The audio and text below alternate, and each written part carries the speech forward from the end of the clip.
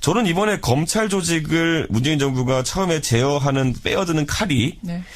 돈봉투 문제라는 것에 대해서 약간은 우려를 하게 됩니다. 왜요?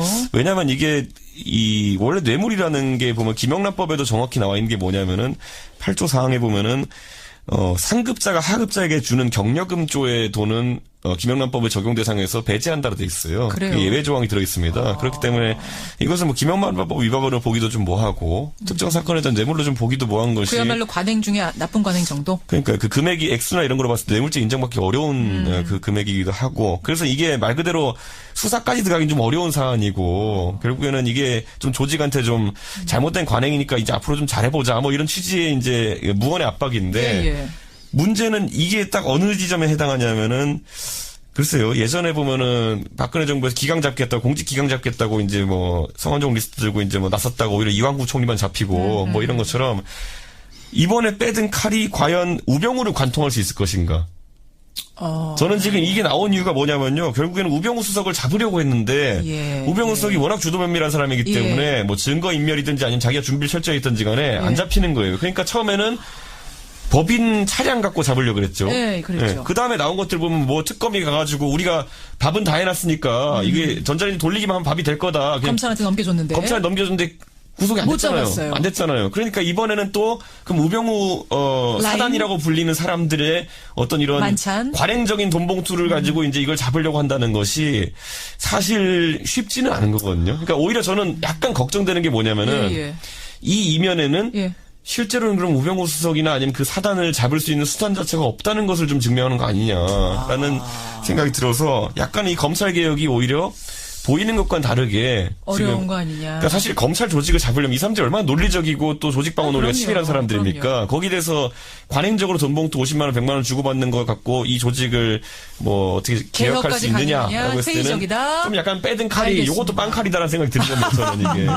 빵칼 아니냐. 어떻게 생각하세요, 허 소장님? 이것 갖고 뭐 검찰을 개혁하거나 뭐 잡으려 하는 그런 건 전혀 아니고 이거는 뭐 단순한 중간에 일어난 하나의 이벤트에 불과한 거고요. 실제 이제 검찰 개혁은 뭐 쉬운 게 인적 청산이지만 인적 청산을 통해서 뭐 어떤 개혁이 성공해 본 적이 없어요. 그거는 시간이 지나면 다시 원위치로 다 돌아가거든요. 문제는 제도적 개혁이 분명하게 돼야 되는데 이 정부에서 하고자 하는 제도적 개혁은 뭐 이미 국민들이 잘 아시다시피 공수처라든지 그다음에 뭐 검경수사권 분리라든지 이런 것들이 대표적인 거거든요. 이제 그걸 통해서 제도 개선을 통해서 국민의 검찰로 거듭나게 하는 것이지 뭐 이걸 통해서 뭐 사람 몇 사람을 어떻게 해서 어떻게 한다 그거는 뭐 전혀 아니고요. 다만 이거는 이제 그 초기 하나의 계기일 뿐이고 결국 뭐 그런 윤석열 검사가 지검장이 되니까 지금 검찰 내부에 반발이 있지 않느냐 이렇게 하는데 그 반발은 지금 흔히 뭐 3, 40명으로 되는 고위 간부들에만 있고 윤석열 검사가 23기인데 그 이하는 지금 어떻게 반발 없어요? 제가 볼 때는 지금 뭐 오늘 출근해서 아침에 검찰청 화장실에 가득 차 있을걸요. 뭐 왜요? 검사들이 화장실 가서 막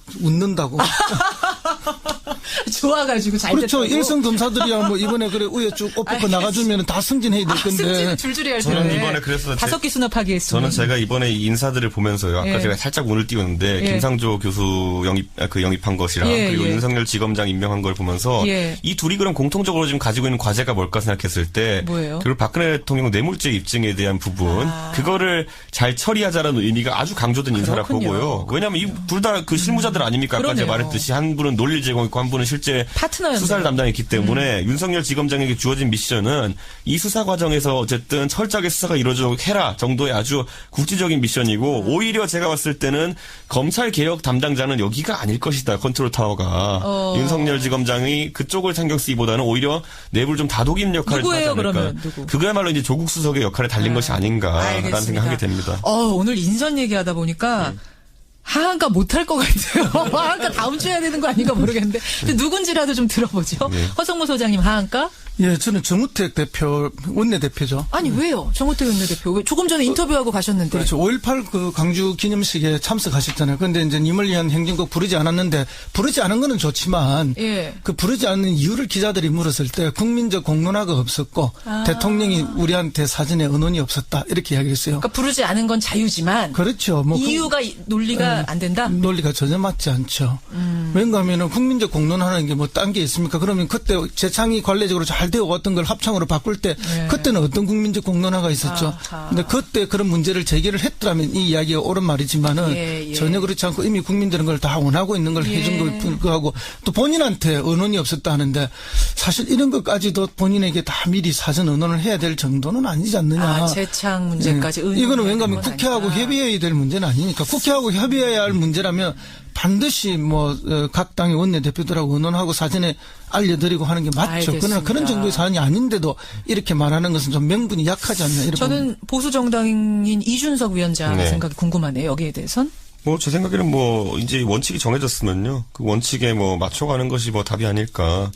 저는 이번 선거에 대통령 선거라는 것이 한번 치러지고 나면은 이런 것들에 대한 국민적인 어떤 판단도 이루어졌다고 좀 보는 편이거든요. 선거를 통해서. 그리고 이런 어떤 문재인 대통령이 좀 긴급 조치 성격의 지시 사항으로 이렇게 하긴 했지만은 그래도 큰 국민적 반발이 적었다는 점에 있어가지고 자유한국당도 너무 민감하게 반응할 필요는 없다라는 생각을 하게 되어 있고 이제 아마 자유한국당에서는 대변인 명의로 무슨 북한군 개입설이니 이런 것도 이제 검증하자라고 나서는데. 그랬어요. 예, 사실 그런데 그거는 학계에서 해가지고 할 일이지. 지금 갑자기 어디 글 하나 읽고 그걸 갖고. 검증하자. 공당이 검증하자고 나설 진짜 이런. 북한군이 개입했는지 검증하자. 그 부분도. 그런 사항은 아니라고 보기 때문에. 사실은 그 부분도 그때 80년 당시에 군사 정권들이 군사 독재 그룹들이 신군부가 만들어낸 가짜뉴스 아닙니까?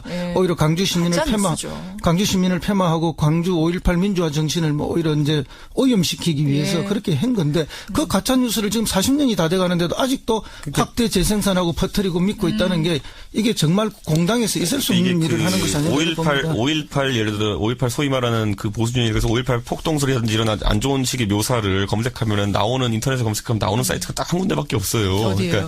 그러니까 일간 베스트 저장소인데 그러니까 그 아주 특정 진영에서의 특정 좀 몰려 있는 사람들이 주장하는 이론을 가지고 공당이 이렇게 받아가지고 이 당이 이렇게 얘기한다는 거는 좀 이해가 안 가는 부분이긴 합니다. 알겠습니다. 자, 하한가 이준석 위원장의 하한가까지만 들어야겠네요. 뭡니까? 저는 이제 친박입니다, 이제. 친박이 왜 하한가로 뽑혔는지 정우택 원내대표와의 인터뷰를 통해서 여러분들도 다 이해하셨을 거예요. 심지어 홍준표 추대론이 나오는 정도까지면요. 그러니까요. 제 생각에는 지난번에 제가 조원진 후보 0.1%도 엮어서 얘기를 한번 한 적이 있는데 이제 거기에 기대서 표를 얻으려고 하는 정치인이 없을 겁니다. 제가 봤을 때는. 친박이라는 것에 기대서. 그러니까 지금까지도 그렇게 뭐라고 해야 될까요? 최순실 사태 국면에서 보면은 진심으로 친박이었던 사람이 있나 싶을 정도로 이제 좀 국면이 가긴 했지만은. 요거 하나만 그럼 확인할게요. 친박이 사라질 거라고 보십니까? 역사 속에서? 저는 박근혜 대통령의 사법 처리 결과에 따라서 조금은 이제 대구 경북 지역에서 특수하게 이제 다를 수 있다 보는데 전반적으로는 이제 좀 그 후광에 기대려고 하진 않을 겁니다. 허성무 소장님도? 저는 여전히 대구 경북에서는 오히려 더 신화화되어서 살아남을 거라 봅니다. 좁지만 더 강하게? 그렇군요. 자, 이렇게 오늘 뉴스닥 보드엔 상한가 보드엔 장하성, 윤석열 또는 검찰 조직, 하한가 보드엔 정우택 친박 올리면서 두 분과 인사 나누죠. 저는 이번에 검찰 조직을 문재인 정부가 처음에 제어하는 빼어드는 칼이 돈봉투 문제라는 것에 대해서 약간은 우려를 하게 됩니다. 왜요? 왜냐하면 이게 원래 뇌물이라는 게 보면 김영란법에도 정확히 나와 있는 게 뭐냐면은 8조 사항에 보면은 상급자가 하급자에게 주는 경력금조의 돈은 김영란법의 적용 대상에서 배제한다로 돼 있어요. 그래요? 예외 조항이 들어 있습니다. 그렇기 때문에 이것은 김영란법 위반으로 보기도 좀 뭐하고 특정 사건에 대한 뇌물로 좀 보기도 뭐한 것이 그야말로 관행 중에 나쁜 관행 정도? 그러니까 그 금액이 액수나 이런 거로 봤을 때 뇌물죄 인정받기 어려운 그 금액이기도 하고 그래서 이게 말 그대로 수사까지 들어가긴 좀 어려운 사안이고 결국에는 이게 좀 조직한테 좀 잘못된 관행이니까 이제 앞으로 좀 잘해보자 이런 취지의 이제 무언의 압박인데 문제는 이게 딱 어느 지점에 해당하냐면은 글쎄요. 예전에 보면은 박근혜 정부에서 기강 잡겠다고 공직 기강 잡겠다고 이제 성완종 리스트 들고 이제 나섰다고 오히려 이완구 총리만 잡히고 이런 것처럼 이번에 빼든 칼이 과연 우병우를 관통할 수 있을 것인가? 저는 지금 이게 나온 이유가 뭐냐면요. 결국에는 우병우 수석을 잡으려고 했는데 우병우 수석이 워낙 주도면밀한 사람이기 때문에 증거 인멸이든지 아니면 자기가 준비를 철저히 했든지 간에 안 잡히는 거예요. 그러니까 처음에는 법인 차량 갖고 잡으려고 그랬죠. 네, 그렇죠. 그 다음에 나온 것들 보면 특검이 가가지고 우리가 밥은 다 해놨으니까 이게 전자레인지 돌리기만 하면 밥이 될 거다. 검찰한테 넘겨줬는데. 검찰에 넘겨줬는데 구속이 안 못 됐잖아요. 잡았어요. 안 됐잖아요. 그러니까 이번에는 또 그럼 우병우 라인? 사단이라고 불리는 사람들의 어떤 이런 만찬? 관행적인 돈봉투를 가지고 이제 이걸 잡으려고 한다는 것이 사실 쉽지는 않은 거거든요. 그러니까 오히려 저는 약간 걱정되는 게 뭐냐면은 예. 이 이면에는 예. 실제로는 그럼 우병우 수석이나 아니면 그 사단을 잡을 수 있는 수단 자체가 없다는 것을 좀 증명하는 거 아니냐라는 생각이 들어서 약간 이 검찰 개혁이 오히려 보이는 것과는 다르게 어려운 지금 거 아니냐. 그러니까 사실 검찰 조직을 잡으려면 이 사람들이 얼마나 논리적이고 또 조직방어 논리가 그럼요. 치밀한 사람들입니까? 그럼요. 거기에 대해서 관행적으로 돈봉투 50만 원, 100만 원 주고받는 걸 갖고 이 조직을 뭐 어떻게 개혁할 수 개혁까지 가느냐, 있느냐라고 했을 때는 회의적이다. 좀 약간 빼든 칼이 알겠습니다. 요것도 빵칼이다라는 생각이 드는 겁니다. 저는 이게. 빵칼 아니냐? 어떻게 생각하세요, 허 소장님? 이것 갖고 뭐 검찰을 개혁하거나 뭐 잡으려 하는 그런 건 전혀 아니고 이거는 뭐 아니라고요? 단순한 중간에 일어난 이벤트라고 하나의 보세요? 이벤트에 불과한 거고요. 실제 이제 검찰 개혁은 뭐 쉬운 게 인적 청산이지만 예. 인적 청산을 통해서 뭐 어떤 개혁이 성공해 본 적이 없어요. 그거는 시간이 지나면 다시 원위치로 다 돌아가거든요. 문제는 제도적 개혁이 분명하게 돼야 되는데 네. 이 정부에서 하고자 하는 제도적 개혁은 뭐 이미 국민들이 잘 아시다시피 공수처라든지 그다음에 뭐 검경수사권 분리라든지 이런 것들이 대표적인 거거든요. 예. 이제 그걸 통해서 제도 개선을 통해서 국민의 검찰로 거듭나게 하는 것이지 뭐 이걸 통해서 뭐 사람 몇 사람을 어떻게 해서 어떻게 한다 그거는 뭐 전혀 아니고요. 다만 이거는 이제 그 초기 하나의 계기일 뿐이고 결국 뭐 그런 윤석열 검사가 지검장이 되니까 지금 검찰 내부에 반발이 있지 않느냐 이렇게 하는데 그 반발은 지금 흔히 뭐 3, 40명으로 되는 고위 간부들에만 있고 윤석열 검사가 23기인데 그 이하는 지금 어떻게 반발 없어요? 제가 볼 때는 지금 뭐 오늘 출근해서 아침에 검찰청 예. 화장실에 가득 차 있을걸요. 뭐 왜요? 검사들이 화장실 가서 막 웃는다고. 좋아가지고 잘 그렇죠. 됐다고? 일선 검사들이야 뭐 이번에 그래 우에 쭉 옷 벗고 나가주면 다 승진해야 될 건데. 승진 줄줄이 할 텐데. 저는 이번에 그래서 5기 수납하